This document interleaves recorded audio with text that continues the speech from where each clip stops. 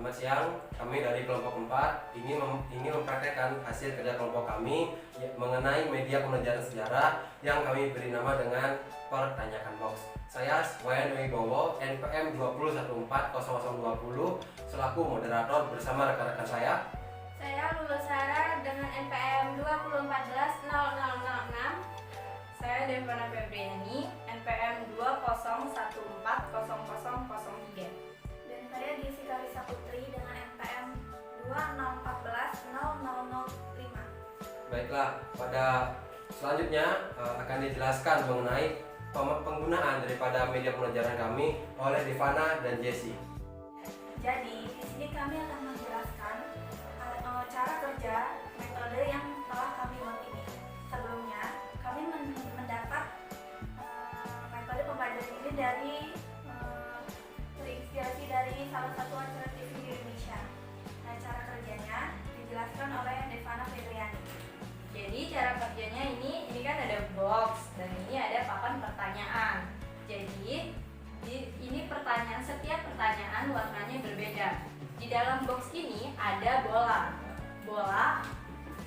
terus kita acak. Contoh ya, diacak, terus dapat warna biru berarti kita pilih salah satu pertanyaan yang warna biru ini, pilih salah satu saja. Contohnya kita ngambil yang atas, jadi kita cuma jawab pertanyaan yang atas saja. Oke, selanjutnya kita akan mempraktekkan cara bermainnya.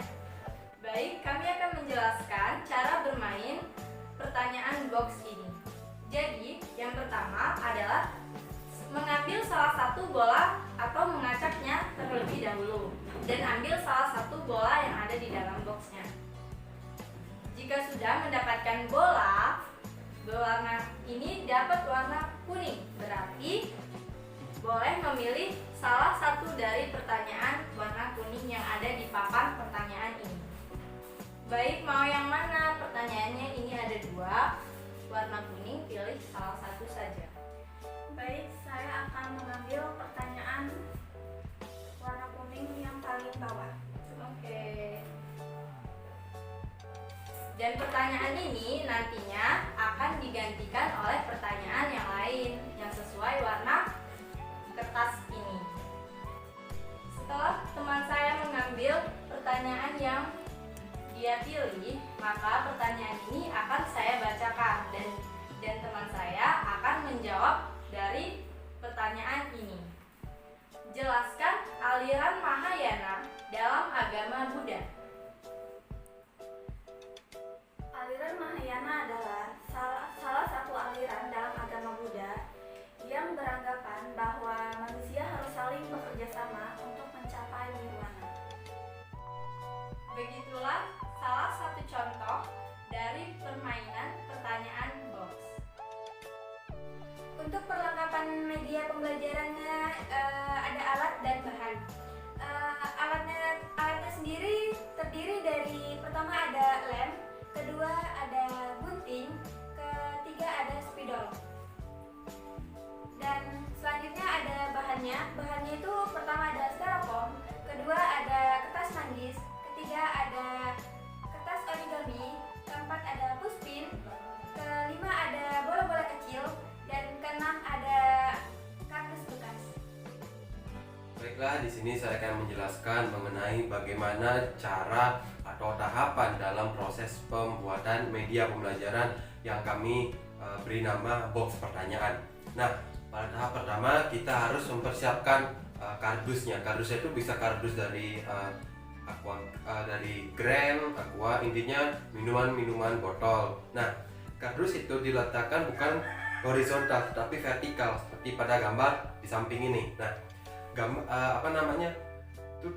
kardus itu harus sudah tertutup seperti halnya pada gambar di samping. Nah, pada bagian atasnya itu kita lubangi terlebih dahulu. Nah, kenapa dilubangi? Lubang tersebut berfungsi untuk meletakkan atau untuk menaruh bola yang nanti akan digunakan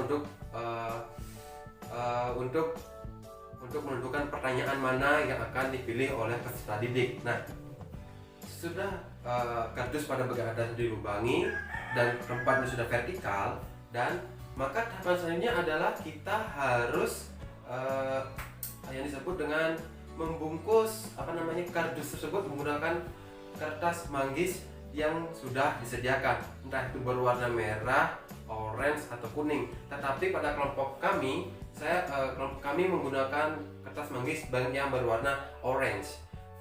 Jika kalian ingin menggunakan warna yang lain, silahkan, itu bebas, terserah kalian. Dan kemudian dilem menggunakan lem blue kohl dan jadinya seperti gambar di samping. Nah, dan kalau sudah jadi seperti ini, langsung saja masukkan bola-bola tadi, tapi ingat harus sesuai warna dengan pertanyaan yang sudah tersedia di papan styrofoam. Nah, karena kami hanya menggunakan warna kuning, hijau, dan biru, maka kami hanya masukkan 3 warna tersebut, tidak lebih. Nah, bukan berarti jumlahnya cuma ada 3, jumlah itu bisa banyak. Mungkin seperti warna kuning ada 6, terus warna birunya ada 3. Intinya tidak 3 bola saja, tapi banyak. Kenapa? Untuk mengajak atau supaya supaya pertanyaan tidak dapat yang sama terus. Nah, sudah kotak box ini jadi atau box ini sudah siap untuk digunakan, kita masuk ke tahap yang berikutnya, yaitu proses pembuatan pertanyaannya. Nah, sebelumnya itu ada alangkah baiknya bila Anda mempersiapkan banyak sekali pertanyaan, karena dalam prakteknya sebenarnya jumlah siswa dalam satu kelas itu untuk di sekolah saya yang di dulu tempat saya sekolah itu satu kelas terdapat 36 siswa. Nah, maka Anda harus mempersiapkan 2 kali lipat pertanyaan atau minimal 50 pertanyaan. Kenapa? Karena nanti apabila pertanyaan yang sudah dijawab oleh peserta didik atau siswa, yang sudah bisa dijawab itu harus diganti dengan yang baru supaya tidak mendapatkan pertanyaan yang sama kembali. Karena itu pertanyaannya harus selalu lebih. Nah, sebelum itu apabila pertanyaan sudah didapat, masuk ke tahap berikutnya, yaitu proses penulisan yang namanya penulisan pertanyaan di kertas origami. Kertas origami yang kami gunakan di sini berukuran sedang, bukan yang besar. Kenapa? Karena ini hanya berisi pertanyaan, tidak ada jawabannya. Kenapa tidak ada jawabannya? Karena ini kami khususkan untuk anak SMA. Walaupun media pembelajaran ini juga dapat digunakan untuk dari tingkatan yang paling kecil tuh, SD, SMP, dan SMA itu masih dapat digunakan. Cuman untuk yang kali ini kami tekankan untuk yang SMA. Kenapa? Karena media pembelajaran yang anak SMA itu cuma itu saja, sehingga membuat mereka jenuh dan bosan. Oke, kita lanjut lagi. Tadi kita sudah sampai pada proses penulisannya. Nah, apabila pertanyaan itu sudah selesai ditulis, maka tahap selanjutnya adalah menggunting atau membentuk pola yang sesuai dengan keinginan kita, atau sesuai dengan kekreatifan atau imajinasi dari kita atau guru yang akan menggunakan media tersebut. Nah, setelah digunting dan jadi entah itu bentuk awan atau bunga, tahap selanjutnya adalah kita tempelkan pertanyaan-pertanyaan yang sudah digunting itu ke styrofoam yang berbentuk kotak seperti gambar di samping. Nah, kita tempelkan tetapi tidak menggunakan lem. Kenapa? Kita akan menggunakan push pon, yaitu semacam jarum yang dikhususkan untuk di papan mading. Nah, seperti gambar di samping seperti ini. Nah, itu kita tempelkan. Biasanya untuk kelompok kami menggunakan 2 buah push pon. Kenapa? Supaya tidak bergoyang-goyang dan terlihat rapi serta indah untuk dipandang seperti itu. Dan seperti yang saya katakan sebelumnya, kenapa ini harus menggunakan push pon atau jarum? Karena pertanyaannya apabila sudah dijawab dengan benar, maka pertanyaan itu harus diganti. Nah, apabila kita lanjut lagi ya, apabila pertanyaan itu sudah terpasang sesuai dengan keinginan kita, kalau tempat satu pemasangannya seperti ini, nih seperti gambar di samping. Nah, kemudian apabila Anda ingin membuat styrofoam itu menjadi lebih indah, Anda boleh menghiasnya dengan menambahkan awan dan rumutan seperti halnya kelompok kami yang menjadi seperti ini. Nah, seperti itu jadi kurang lebihnya. Nah, apabila itu sudah siap, maka Anda sudah siap untuk menggunakan media pembelajaran ini di kelas Anda. Tapi ingat, jangan pertanyaannya itu janganlah sama, melainkan harus selalu berbeda-beda. Dalam artian, jika Jika pertanyaan yang baris pertama itu Hindu-Buddha, yang kedua minimal Perang Dunia I, baru yang kedua, yang baris ketiga PD2. Sepertinya punya saya itu selalu berbeda-beda. Ini kali perhatian kenapa? Untuk mengasah, bukan mengasah diri ibadah, untuk merangsang siswa atau pendidik itu untuk mengeluarkan potensi yang mereka punya.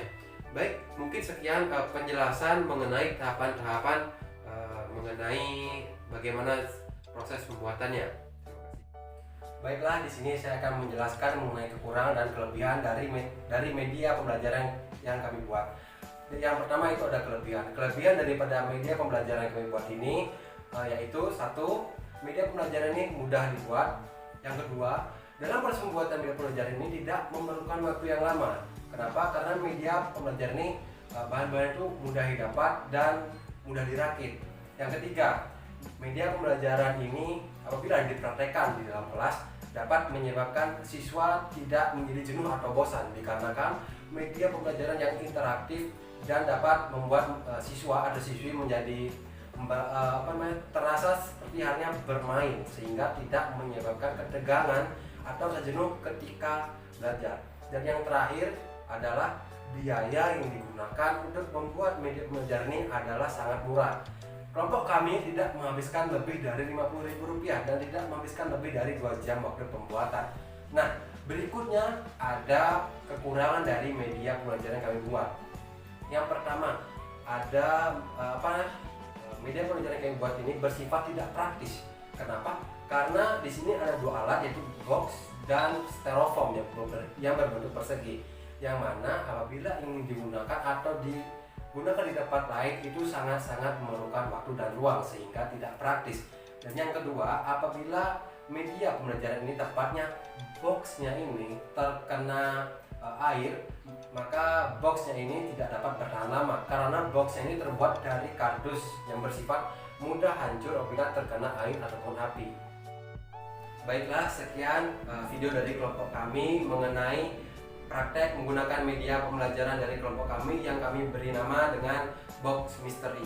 Semoga bermanfaat bagi kalian semua dan kami akhiri. Selamat siang.